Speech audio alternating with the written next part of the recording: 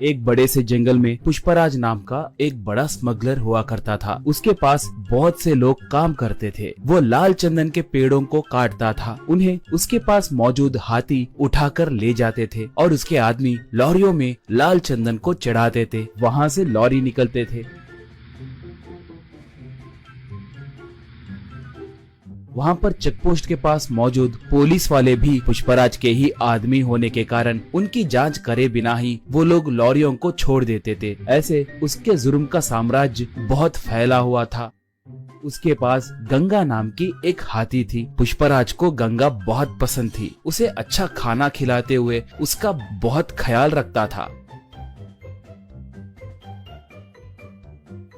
वो भी पुष्पराज को अपने ऊपर बिठाकर घूमते रहती थी।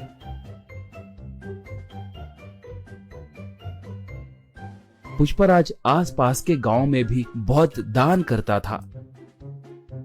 इसलिए अगर गांव में कभी कोई पुलिस की गाड़ी आती तो उस गांव में रहने वाले पुष्पराज के आदमी तुरंत पुष्पराज को फोन करके उसे जानकारी देते थे। इससे पुष्पराज सतर्क होकर जंगल में दूसरे इलाके को अपने आदमियों के साथ मिलके चला जाता था।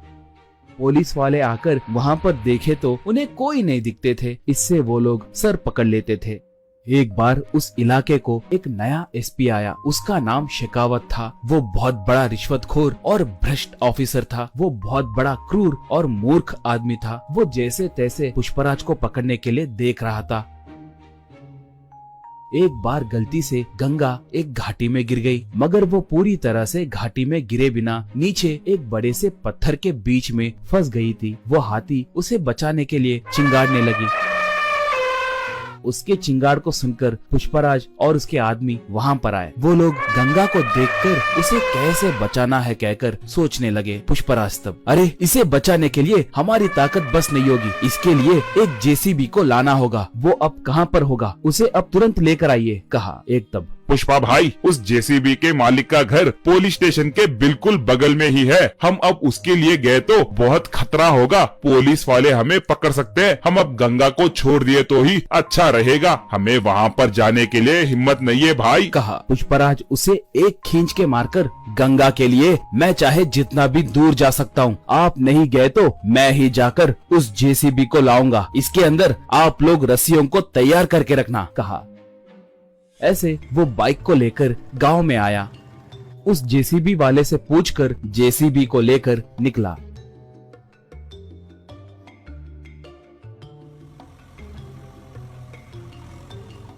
उसे देखकर एक पुलिस इन्फॉर्मर शेखावत को फोन करके पूरी बात बताया। बस शेखावत तुरंत अपने जीप में निकला।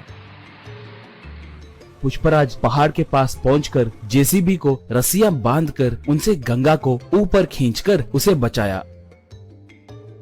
गंगा ऊपर आकर खुशी से चिंगाड़ने लगी। पुष्पराज को अपने सूंड से आशीर्वाद दी। इतने में शेखावत वहां पर आकर बंदूक से पुष्पराज पे निशाना साधा।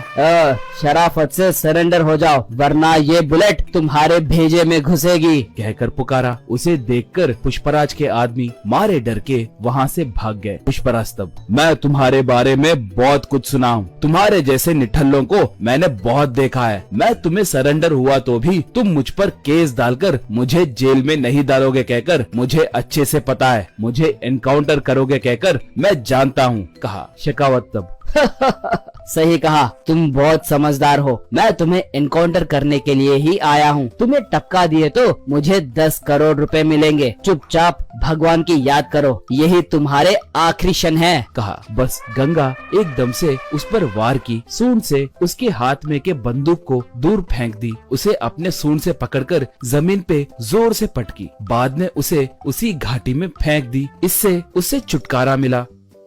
बाद में पुष्पराज गंगा को प्यार से चूमा।